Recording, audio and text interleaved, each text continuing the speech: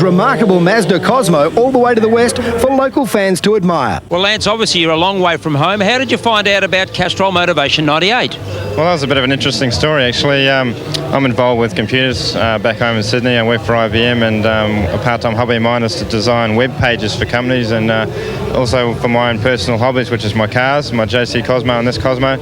And the website's been up for about a year now. A lot of people from all around the world have been looking at it, including people from Western Australia, and I've had people contact me actually and ask me if I'm coming over to this show.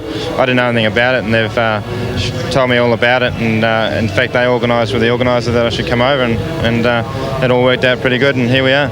Well, it looks very smart from the outside. The paintwork is excellent. The interior is great. But tell us a little bit more about the workings of the engine and the transmission, and of course the differential. Sure. Well, it's been a big project. It's been about 3 years in the making, and when I decided to start with the project, 20B was a pretty rare engine, and a lot of hard work was involved. But we managed to shoehorn the motor in there, and we had the twin turbos on there, because of course the 20B came out in the newer model Cosmo, which I have one of those as well. And we had problems with the twin turbos working, and then we had to go to a single turbo. We had problems with the drivetrain. It's got a rebuilt Series 5 RX-7 gearbox in there. It's had about 3 or 4 drive shafts. It's got a really heavy duty tail shaft now. I've had 4 or 5 differentials in there.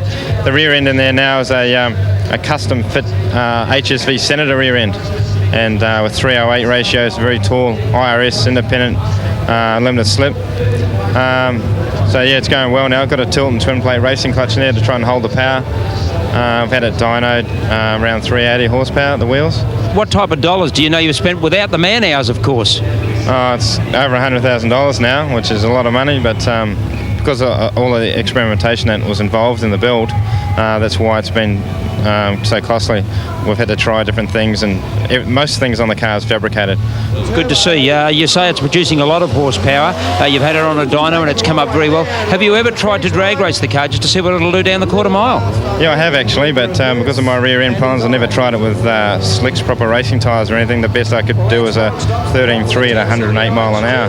So fairly high mile an hour time there, but low quarter mile times because of the wheel spin problem.